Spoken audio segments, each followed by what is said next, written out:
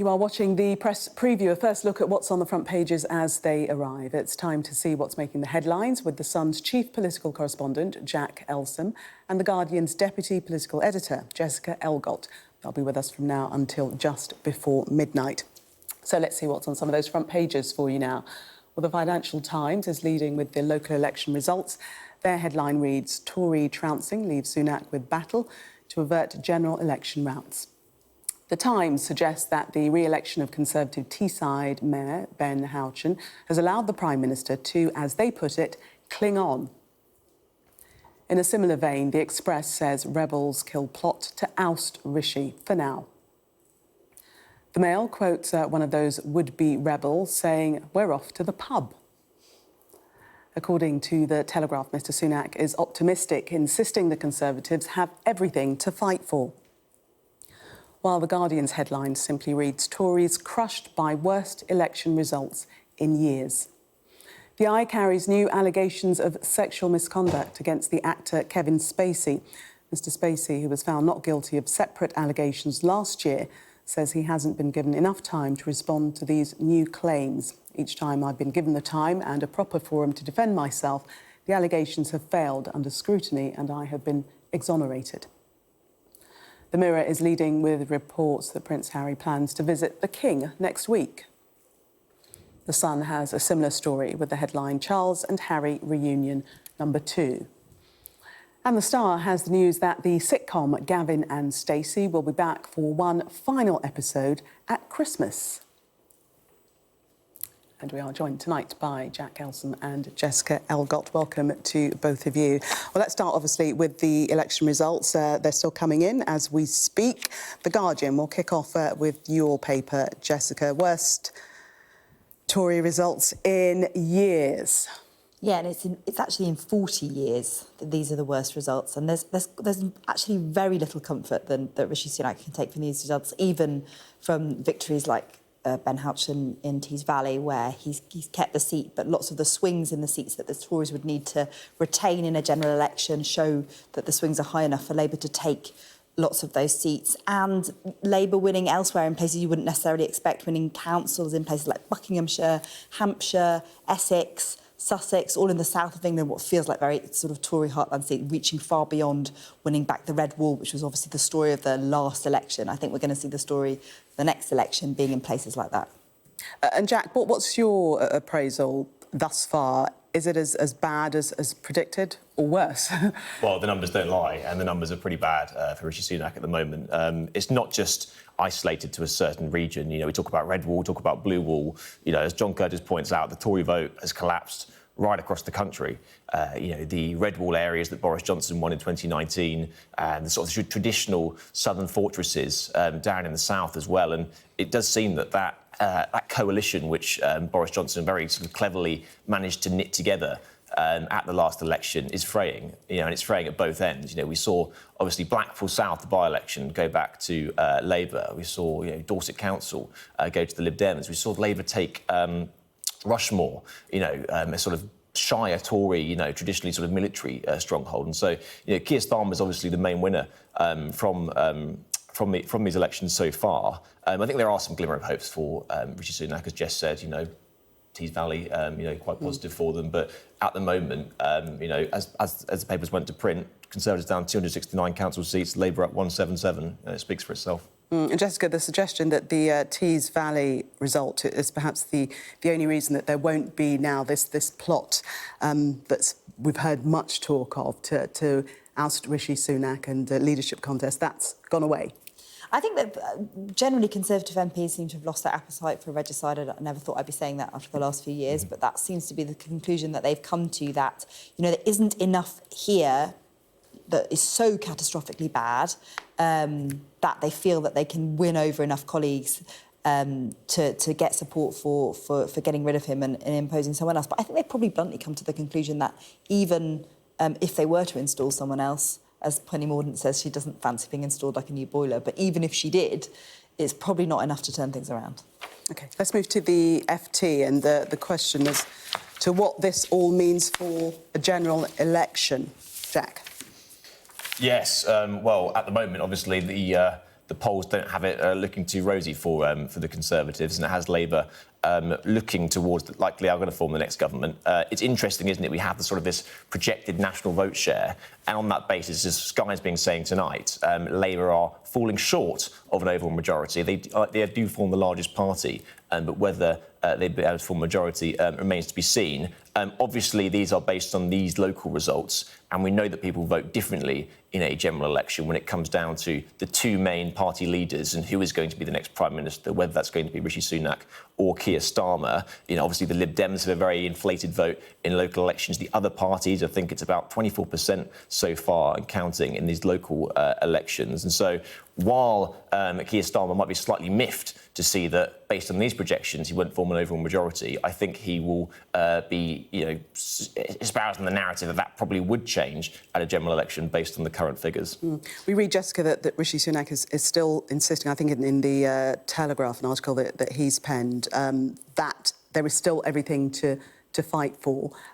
Is he being overly optimistic? Yeah, he told, I think, activists in CCHQ that they could be part of the greatest comeback in history. And I do think he might be the only person who still thinks that. There is, I think there's still, even maybe in Labour HQ, people who think that they could become known as the strategists who blew a 20-point lead, but they're hoping they're going to become known as the strategists who, turned it around in 5 years. And I think one of the things that these results conceal, which is, going to be a huge part of the next general election campaign, is Scotland. There isn't elections going on in Scotland, and we've just seen what's happening with the SNP there.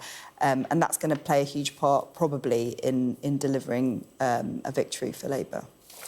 To the Times, and we've mentioned it before, the results in Tees Valley and Ben Houchen being returned, albeit on a smaller majority, that is being written up as being enough. The Times saying that it's going to allow Rishi Sunak to cling on. I mean, do you agree with that? I think so, and it seems that if Rishi Sunak is clinging on in Downing Street tonight, he has Ben Houchen to thank for that. He needed something to sell, not just to voters, but to the sort of restless plotters in his own party, that the Tories can still win somewhere, anywhere. And he found that in Ben Houchen. Now, obviously, Ben Houchen's share of the vote went down. Back in 2021, he sort of had, 74% of the vote that would make, a Soviet dictator blush. So obviously that was going to go down. But the fact he still managed to hang on with that majority gave Sunak something to show. And I think that was almost seen, if he had lost that, as the straw that broke the camel's back, which would sort of open the floodgates to no confidence letters going in to the 1922 committee. The fact that hasn't happened has allowed Sunak to survive, for now anyway. But it does seem the appetite is, like Jess said, completely fading. There is no really viable king or queen over the water who can come and lead the Tories to electoral success now. Even if there was a viable one, who would want to do it at this point? At the moment, it looks like they are, marching into an electoral defeat. And then, that person would probably have to, resign immediately. They couldn't exactly rebuild the party from the ashes of what they've just, the defeat they've just led it to. And so I think that Sunak is pretty safe in terms of leading the party into that election. And Jessica, when we look at the Ben Houchen campaign, that wasn't without its difficulties. Many saying that he ran on individual credentials rather than the Conservative Party ticket. The Conservative Party insignia wasn't very obvious on his leaflets. He didn't wear a blue rosette when the count came in. So even there, although it's a win, there are still issues. Yeah, and I think what Ben Houchen tells us quite a lot about is, the way that these mayors have been able to build kind of personal profiles behind, the more adept ones have been able to do that behind their own projects, including Ben Houchen keeping the airport open. He's being able to show that he can deliver as an individual and not because he's part of the Westminster government. He distanced himself even today, talking about how he could easily work with Keir Starmer if he was in number 10. So, I don't think, even the Tories who are saying that this is the man who saved Rishi Sunak, I don't think they genuinely think that Rishi Sunak was the person who delivered Ben Houchen's victory. Although Ben Houchen did thank the Prime Minister and sort of said that he couldn't have done it without him in his speech today, didn't he? He did. He probably also is thanking the government for all of the money they've poured into the region.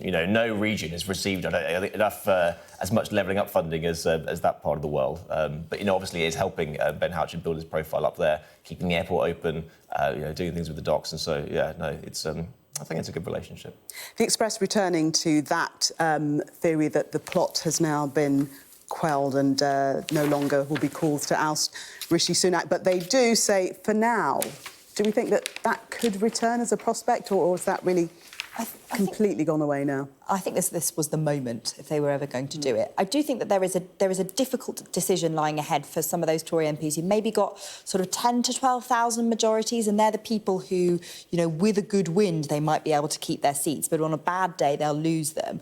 And the problem is they just don't really know what that looks like. Does it look like an early election? Does it look like a late election? Does it look like a change of leader or not? What policies does it look like that can deliver that for them? And they've all got different ideas. And frankly, no one really knows the answer to that. Jack? Well, I think that these election results show probably that Rishi Sunak is going to be going long in terms of when he calls an election, likely October or November, just because it shows that he's not ready at all at the moment, is he, to face the country in a national election. Now, what he's hoping for is something to come up which potentially would swing the results in his favour. But obviously, in that amount of time as well, you could see more Tory anger, potential mutiny bubble up amongst the surface. As Jess said, you know, quite correctly, the Tory party is often been described as an absolute monarchy moderated by regicide, and they have had a taste for blood in the past few years. Are they really going to make their fifth Prime Minister in 5 years? Probably not, but they are a fickle bunch.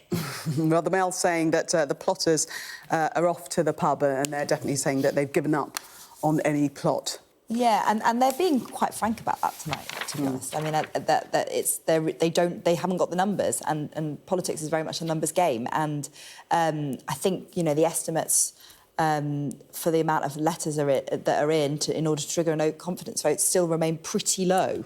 And, you know, this doesn't, because of the results tonight are fairly catastrophic for the Conservatives. If that's not enough to do it, then it's hard to think of anything that will.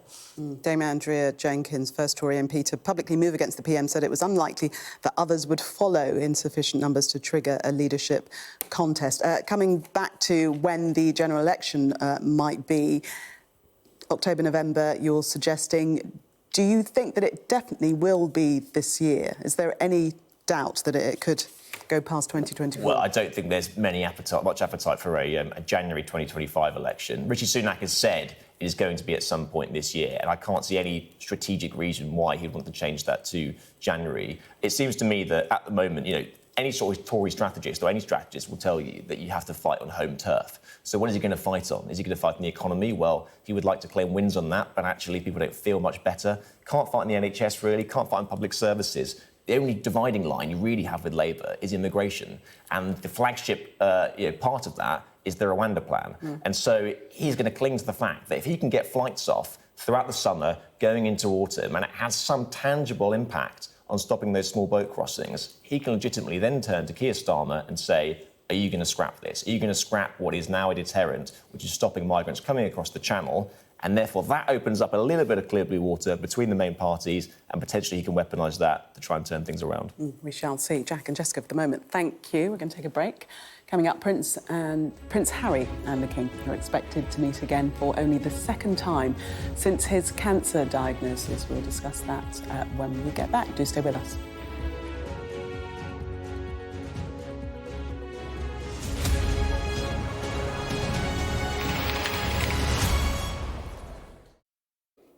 Welcome back. You are watching the press preview. Still with me, Jack Elsom and Jessica Elgot. Let's take a look at the Telegraph front page and this story about Donald Trump. He may tell NATO allies to spend 3% of GDP on defence, considering plans to push NATO members to increase their defence spending. This is not a surprise, Jack. No, not at all. And for some time now, Donald Trump has been pretty unhappy with the sort of penny pinching from a lot of the NATO members. In fact, most of them last year didn't even hit their 2% target. And so 3% target is going to be a massive struggle for a lot of them. But it speaks to a growing sort of chorus of people in the Republican Party, which Donald Trump is almost advocating on behalf, who are very unhappy with America bankrolling the security and defence of Europe.